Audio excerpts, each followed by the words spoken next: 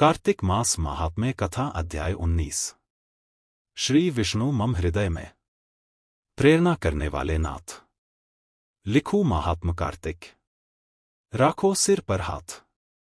राजा पृथु ने पूछा, हे नारद जी, अब आप यह कहिए कि भगवान विष्णु ने वहां जाकर क्या किया तथा जलंधर की पत्नी का पतिव्रत किस प्रकार भ्रष्ट हुआ। नारद जी बोले, जलंधर के नगर में जाकर विष्णु जी ने उसकी पतिव्रता स्त्री वृंदा का पतिव्रत भंग करने का विचार किया। वे उसके नगर के उद्यान में जाकर ठहर गए और रात में उसको स्वप्न दिया।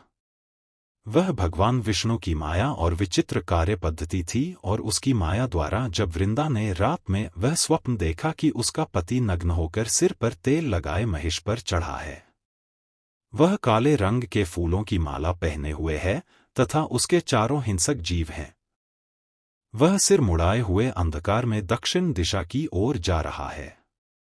उसने नगर को अपने साथ समुद्र में डूबा हुआ इत्यादि बहुत से स्वप्न देखे।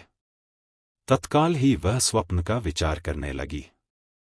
इतने में उसने सूर्य देव को उदय होते हुए देखा तो सूर्य में उसे एक छिद्र दिखाई दिया तथा वह कांतिहीन था। इसे उसने अनिष्ट जाना और वह भयभीत हो रोती हुई छज्जे, अटारी तथा भूमि कहीं भी शांति को प्राप्त न हुई। फिर अपनी दो सखियों के साथ उपवन में गई, वहां भी उसे शांति नहीं मिली।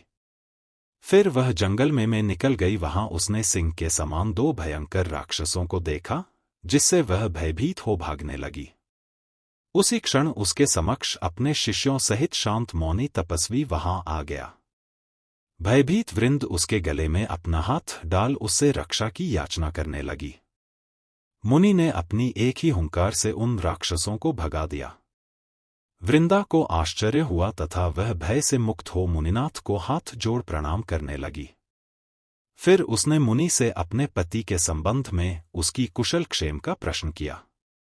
उसी समय दो वानर मुनि के समक्ष आकर हाथ जोड़ खड़े हो गए और ज्यों ही मुनि ने भ्रिकुटी संकेत किया त्यों ही वे उड़कर आकाश मार्ग से चले गए। फिर जलंधर का सिर और धड़ लिए मुनि के आगे आ गए। तब अपने पति को मृत हुआ जान वृंदा मूर्छित हो पृथ्वी पर गिर पड़ी और अनेक प्रकार से दारुण विलाप करने लगी। पश्चात उस मुनि से कहा, हे कृपानिधे, आप मेरे इस पति को जीवित कर दीजिए। पतिव्रता दैत्य पत्नी सा कहकर दुखी श्वासों को छोड़कर मुनीश्वर के चरणों पर गिर पड़ी। तब मुनीश्वर ने कहा, यह शिवजी द्वारा युद्ध में मारा गया है, जीवित नहीं हो सकता, क्योंकि जिसे भगवान शिव मार देते हैं वह कभी जीवित नहीं हो सकता, परंतु शरणागत की रक्षा करना सनातन धर्म है, इसी कारण कृपा कर मैं इसे जिलाए देता हूं। नारद जी ने आगे कहा, वह मुनि साक्षात विष्णु ही थे जिन्होंने यह सब माया फैला रखी थी। वह वृंदा के पति को जीवित करके अंतर्ध्यान हो गए। जलंधर ने उठकर वृंदा को आलिंगन किया और मुख चूमा। वृंदा भी पति को जीवित हुआ देख अत्यंत हर्षित हुई और अब तक हुई बातों को स्वप्न समझा। तत्पश्चात वृंदा सकाम हो बहुत दिनों तक अपने पति के साथ विहार करती रही। एक बार सुरत एवं संभोग काल के अंत में उन्हीं विष्णु को देखकर उन्हें ताड़ित करती हुई बोली, हे पराई स्त्री से गमन करने वाले विष्णु, तुम्हारे शील को धिक्कार है।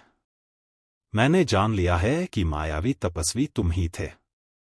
इस प्रकार कहकर कुपित पतिव्रता वृंदा ने अपने तेज को प्रकट करते हुए भगवान विष्णु को शाप दिया, तुमने माया से दो राक्षस मुझे दिखाए थे, वही दोनों राक्षस किसी समय तुम्हारी स्त्री ला हरण करेंगे। सर्पेश्वर जो तुम्हारा शिष्य बना है, यह भी तुम्हारा साथी रहेगा। जब तुम अपनी स्त्री के विरह में दुखी होकर विचरोगे, उस समय वानर ही तुम्हारी सहायता करेंगे। सा कहती हुई पतिव्रता वृंदा अग्नि में प्रवेश कर गई। ब्रह्मा आदि देवता आकाश से उसका प्रवेश देखते रहे। वृंदा के शरीर का तेज पार्वती जी के शरीर में चला गया। पतिव्रत के प्रभाव से वृंदा ने मुक्ति प्राप्त की।